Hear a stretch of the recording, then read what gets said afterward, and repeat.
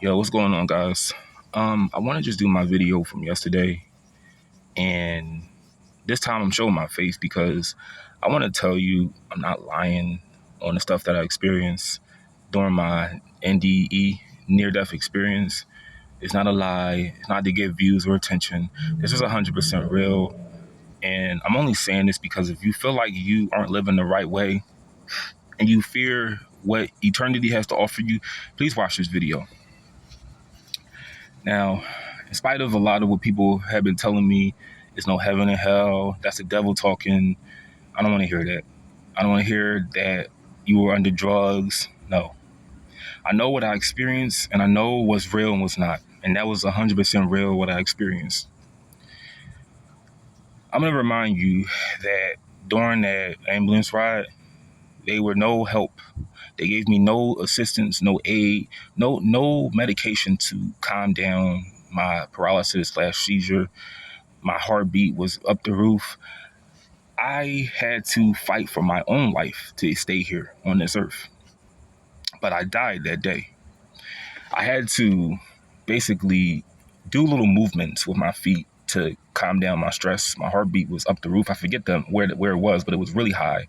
I had to do little mental exercises because paralysis is like a mental thing too. So I had to do little things to at least simmer the paralysis down. When I realized I was on the way to the hospital, I don't know if I just stopped fighting, as in looking for ways to reduce my stress for my paralysis. I don't know if I stopped fighting when I got to the hospital because I just told myself, I'm in good hands now. The hospital will take care of me.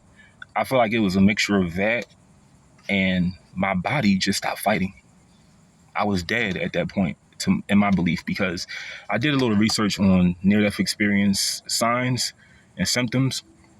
And the first thing that I experienced that a lot of people have is euphoria.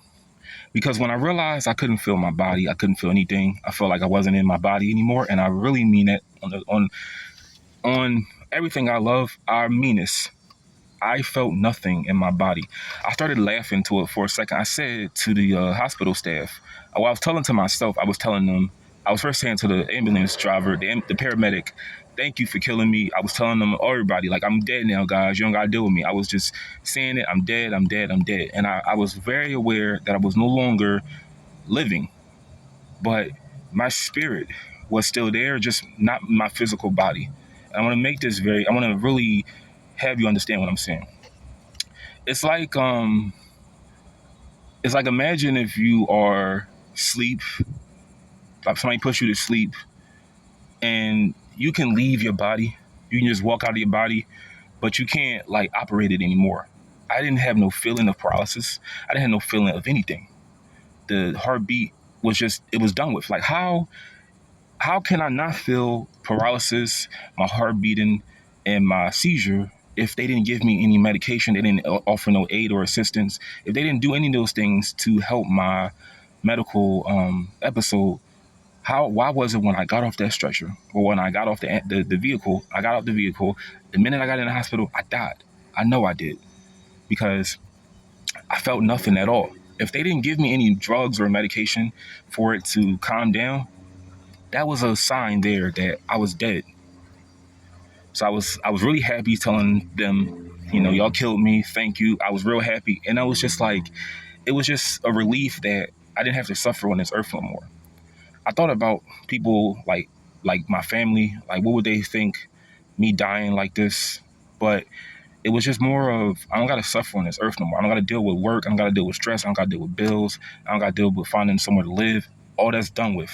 I just said, I'm over. I'm free now.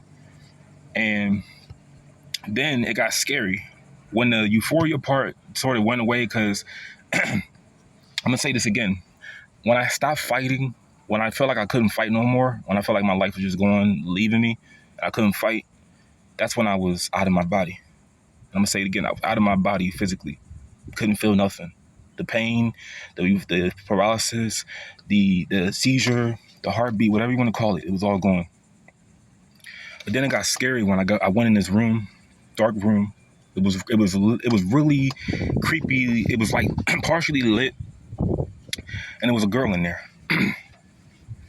And I was just telling myself, okay, I'm dead now. So obviously, I know there's like Judgment Day. I know there's heaven and hell. And I started to draw the dots. Okay, I'm dead. So where am I going? Because everything began to register very slowly. Because some signs and symptoms are not like everyone doesn't have the same signs and symptoms. For one, I did not see any light. I saw nothing but a dark room, and there was one girl in there. White girl with like a little bit of a tan, and we talked. All I asked her was, "Is this hell?" I asked her that a bunch of times because I was like trying to process everything at the same time. I was just like, "Okay, I'm dead. Is this hell?" And she said yes. And the more I asked her, the more she got annoyed. And I was telling myself, "Okay, they'll do nothing to piss her off because I'm in a bad place." I was telling that to myself. And then a guy came in there, and just understanding how slow I'm processing everything. I'm dead. I'm in a bad place. I made it to the worst place ever, the worst afterlife part ever. So when I asked her like 9, 10 times, "Is this hell?" She's like, "Yes." I'm like, "Okay, I'm in a bad place. How did I get here? I know I'm not this much of a bad person." So the guy that looked like he was trying to do something to me, he looked real weird. He started smiling at me. I didn't know if they were going to try to attack me, try to torture me. But all I did was scream and tell them that don't put your hands on me, don't attack me, don't hurt me, don't harm me. And I screamed to the top of my lungs. And then I just said a prayer. I said the Our Father. And to this day, that's the only prayer that I do say before and after grace. But the minute I said that prayer, everything, I don't remember nothing after that. I don't know if I was taken out of that place and given another chance. Most likely that's what it was. But the minute I said that, I don't remember nothing else. All I remember, because I remember it was some, I guess they were maybe going to ask me questions before I was like set to go. Maybe they were going to like, because it's how like St. Peter asks his people before they go to heaven questions. Maybe they're going to ask me questions. I don't know. But I screamed and then I said that prayer. And then I just remember waking up and I asked the guy, like, well, what happened? Cause I was still in shock. Like, I'm dead, ain't I? And he was like, no, but you almost died. He said you overdosed. And I was like, I did? And it didn't make sense because if I always thought that the overdose was when you can only overdose from, we call it, like hard street drugs. And, he told me you were close to dying. And I didn't do anything for that whole day. I didn't eat. I didn't drink. I didn't sleep. Well, I did sleep because it was dark in there. But for the past 3 months after that experience, it changed my whole perspective on just life.